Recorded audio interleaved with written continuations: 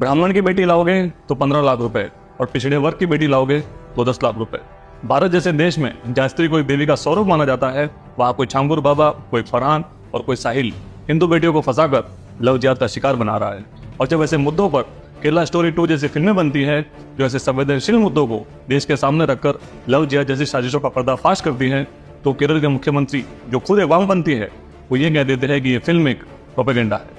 और अभी तो केवल इस फिल्म का ट्रेलर लॉन्च हुआ है। अगर केरला स्टोरी 2 जैसी फिल्में प्रोपेगेंडा है तो सवाल ये है कि क्या जमीन पर होने वाली घटनाएं भी प्रोपेगेंडा है। राजस्थान के अलवर में ये मुस्लिम लड़के हिंदू की नाबालिग बच्चियों को प्यार का कौन सा पाठ पढ़ा रहे थे। इंदौर में पिछले वर्ष कांग्रेस का एक पार्षद अनवर कादरी पकड़ा गया जो कुछ मुस्लिम लड़कों को पैसे देता था हिंदू लड़कियों को फंसाने के लिए, और ये रहे उन लड़कों के बयान। पिछले वर्ष भोपाल में एक सिस्टमेटिक रेप स्कैंडल का खुलासा हुआ जब 2 लड़कियों ने पुलिस में कंप्लेंट दर्ज करवाई कि फरहान और साहिल नाम के 2 लड़कों ने पहले उनसे दोस्ती की और फिर शादी का झांसा देकर रेप किया।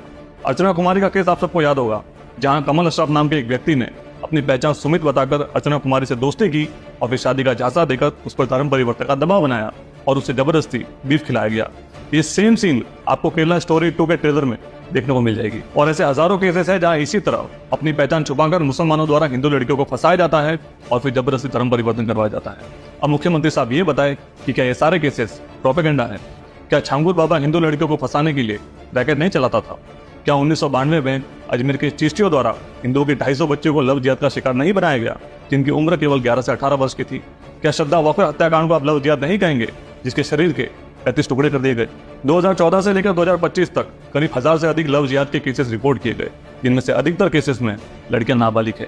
केरला स्टोरी 2 की कहानी केवल केरल की नहीं है बल्कि देश के हर राज्य की है, फिर चाहे राजस्थान हो, गुजरात हो, उत्तर प्रदेश या मध्य प्रदेश। केरला स्टोरी 2 जैसी फिल्मों को ये लोग प्रोपेगेंडा इसीलिए बता देते हैं क्योंकि ऐसी फिल्में मुस्लिम कट्टरपंथियों की साजिश की पोल खोल देती है और हिंदू समाज को शत्रुबोध करवा